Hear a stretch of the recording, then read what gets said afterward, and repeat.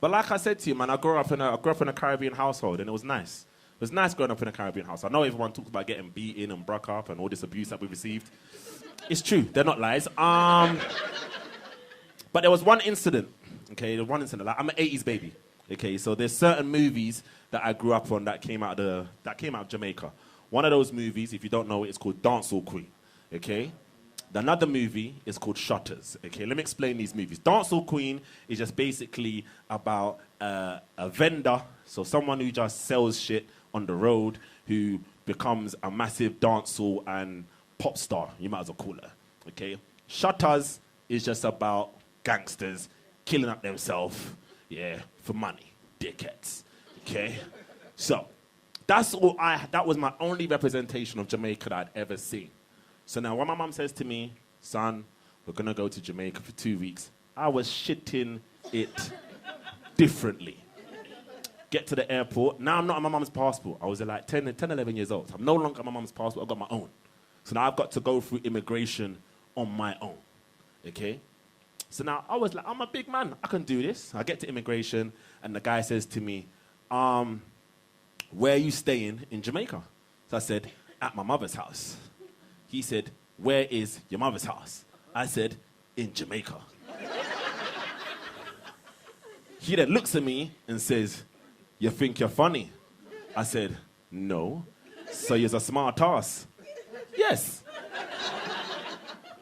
So then he looks at me and says, you know I have the power to deny you entry into my country. So I said to him, okay.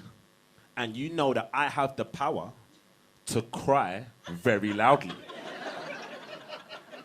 A child crying is worse than you denying me entry, because the spotlight will now be on you. Exactly what he said to me. He's a real idiot, isn't it? You're not really smart, are you? It's me. Well, come see, come sa. Don't know what the fuck that means. Something I saw on TV before I flew out. So then he says to me straight, he says, all right, to gain you entry into my country, you have to say something that is authentically Jamaican. So now, I'm now racking my mind. Remember, people, like I said, my only reference was 2 movies, Dancehall Queen and Shutters. Now, both of those movies have iconic lines in them. So I stood there. This is exactly how I stood. Looked him in his face, and I just said to him this: walk and live. Talk and bumbleclot dead. You see, after I said that, the man went like this. You's a real fool, you know. You might actually die in Jamaica.